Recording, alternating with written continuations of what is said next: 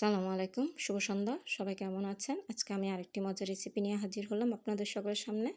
তো প্রথমে আমি একটি ডেকচিতে সয়াবিন তেল দিয়ে দিচ্ছি, দেখতেই পারতেছেন। হ্যাঁ, আজকে আমার রেসিপিটির নাম তো একদমই বলা হয়নি। আজকে আমার রেসিপিটির নাম হচ্ছে গরুর মাংসযুক্ত হাড় দিয়ে বুটের ডাল রান্না। যেহেতু তেলটা গরম হয়ে গেলে এরই মাঝে আমি পেঁয়াজ কুচিটা দিয়ে দিলাম এবং একটু নেড়ে চেড়ে দিচ্ছি। খুবই লোভনীয় একটি খাবার এটি। আর এই রান্নাটা কিন্তু সকালে রুটি কিংবা পরোটার সাথেও খাওয়া যায়, আর ভাতের সাথে তো খাওয়া যায়। এরই মাঝে কিন্তু আমি এলাচ, দারুচিনি, লবঙ্গ, তেজপাতা দিয়ে দিলাম, টমেটোটাও দিয়ে দিলাম। আর এই রান্নাটা কিন্তু আমি মেজবানি স্টাইলে করতেছি। এখানে শুধুমাত্র আমি লাউটা ব্যবহার করতেছি না। এরই মাঝে আমি স্বাদ মতো লবণটাও দিয়ে দিলাম, দেখতে পাচ্তেছেন। আমাদের তো খুবই প্রিয়, আসলে আমাদের প্রিয় বললেও ভুল হবে, এটা কিন্তু সবারই প্রিয়। এই ডালটা সব জেলার মানুষরাই কিন্তু পছন্দ করে থাকেন। আমি এখানে 2 টেবিল চামচ আদা রসুন বাটা দিচ্ছি, দেখতে পাচ্তেছেন। আপনারা অবশ্যই এইভাবে একবার হলেও তৈরি করে দেখবেন এবং কার কেমন লেগেছে অবশ্যই কমেন্টস করে জানাবেন। দেখতে পাচ্তেছেন আমি হাড়গুলোকে দিয়ে দিচ্ছি কষানোর মাঝে, একসাথে নেড়ে চেড়ে কিন্তু আমি কষিয়ে নেব। মশলাগুলোর মধ্যে দিয়ে দিলাম, দেখতে পাচ্তেছেন।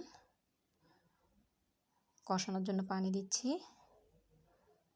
আমি কিন্তু সব উপকরণ একসাথে দিয়ে তারপর কষিয়ে নেব, দেখতে পাচ্ছেন। আবারও পানি দিলাম, যেহেতু এগুলো গরু মাংসের হাড়, সিদ্ধ হতে একটু সময় লাগবে এবং পানি লাগবে। এরই মাঝে আমি 1 চা চামচ হলুদের গুঁড়া দিলাম, মরিচের গুঁড়া দিচ্ছি 1.5 টেবিল চামচ। আর এই রান্নাতে কিন্তু মরিচের গুঁড়ার পরিমাণটা একটু বেশি লাগবে। ধনিয়ার গুঁড়াও দিচ্ছি 1.5 টেবিল চামচ, দেখতে পাচ্ছেন। আর আমি যেভাবে রান্না করতেছি, আমার এই রান্নাগুলো এইভাবে ফলো করলে কিন্তু যারা এখনও আসলে রান্না জানেন না কিংবা নতুন, তারাও শিখতে পারবেন। আশা করি আপনাদেরও উপকার আসবে।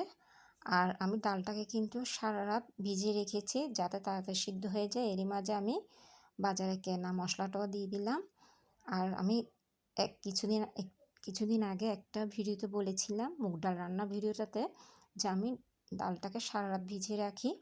আসলে সব ডালই সারা রাত ভিজিয়ে রাখলে কিন্তু দ্রুত সিদ্ধ হয়ে যায়। এর মাঝে আমি পোলা পাতাটাও দিয়ে দিলাম সুন্দর একটা ফ্লেভার বের হওয়ার জন্য। মসুর ডালকে সারা রাত ভিজিয়ে আর রাখতে হয় যাদের না, কাছে কারণ পোলা পাতা মসুর ডাল গাছ আছে দ্রুত তারা সিদ্ধ অবশ্যই হয়ে এই যায়। ধরনের পোলা পাতাটা ব্যবহার করবেন। আর দেখতে মসুর ডালটা পাচ্ছেন আধা ঘন্টা আমি ভিজিয়ে রাখতে বুটের হয়ে যায়। ডালটাকে আর সারা দেখতে রাত পাচ্ছেন ভিজিয়ে আমি রেখে ভালো করে ডালগুলোকে পরিষ্কার করে নিয়ে শুধুমাত্র মসুর ডালটা যেহেতু তাড়াতাড়ি সিদ্ধ হয়ে যায়, এটাকে সারা রাত ভিজিয়ে রাখা প্রয়োজন নেই। এটাকে আধা ঘন্টা আগে ভিজিয়ে রাখলে হয়ে যায়, ধুয়ে তারপর ভিজিয়ে রাখবেন। আর একসাথে করে দেখবেন ডালটা দ্রুত সিদ্ধ হয়ে যাবে।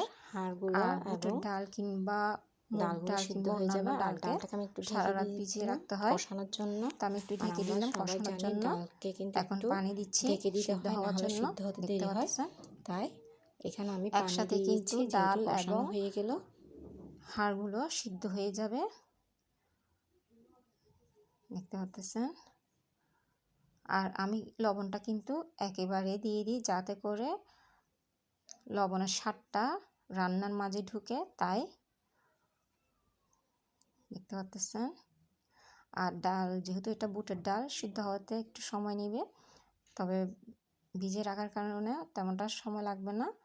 তাই আমি একসাথে পানিটাও দিয়ে দিলাম, দেখতে পাচ্ছেন। আপনাদের সুবিধার্থে আমি দেখাচ্ছি, দেখতে পাচ্ছেন ডালটা কিভাবে সিদ্ধ হয়ে গেল। টমেটো দিচ্ছি, কাঁচামরিচ দিচ্ছি, ধনিয়া পাতা কুচি দিচ্ছি। আর এখানে একটু ধনিয়া পাতাটা বেশি লাগবে। তো দেখতে পাচ্ছেন মাশাআল্লাহ তৈরি হয়ে গেল আমার মাংসযুক্ত হাড় দিয়ে বুটের ডাল রান্না। আর গরুর কিন্তু এই ধরনের মাংসযুক্ত হাড় লাগবে এই রান্নাটার জন্য। দেখতে পাচ্ছেন কতটা লোভনীয় দেখাচ্ছে, মাশাআল্লাহ। অবশ্যই এইভাবে একবার হলে তৈরি করে দেখবেন। আর আমার ভিডিওগুলো ভালো লাগলে অবশ্যই শেয়ার করে দিবেন। আজ এতটুকুই, দেখার জন্য সবাইকে ধন্যবাদ।